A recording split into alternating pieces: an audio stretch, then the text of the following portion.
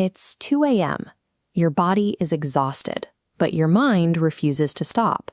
You lie there, replaying conversations from 3 years ago. You imagine future disasters.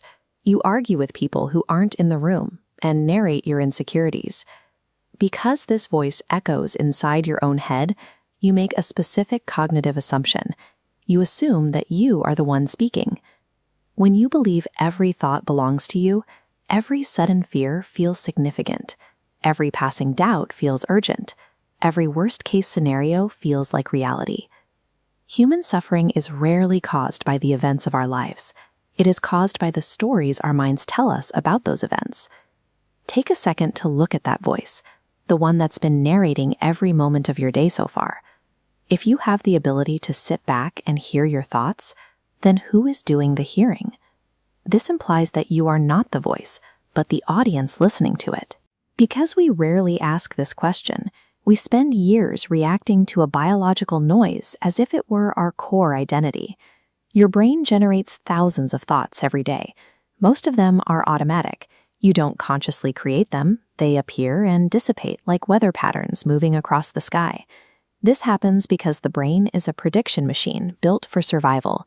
Its primary function is not to produce happiness, but to avoid threats.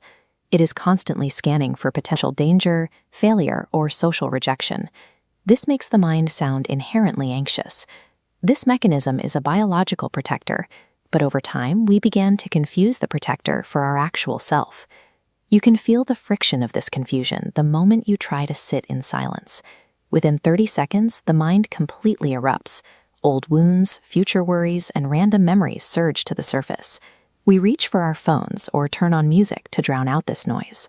It is a flight from the narration we can't seem to turn off.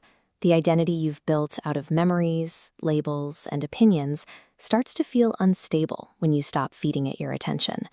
Facing this discomfort is the first step in changing your relationship with your mind.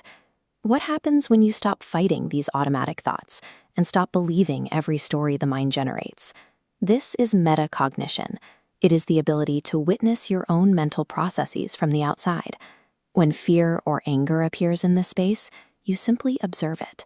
The thought arrives, but it no longer triggers an automatic reaction.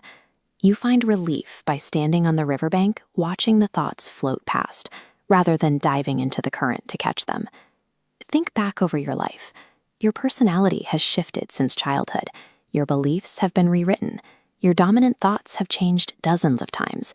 Yet through all these changes, something hasn't moved.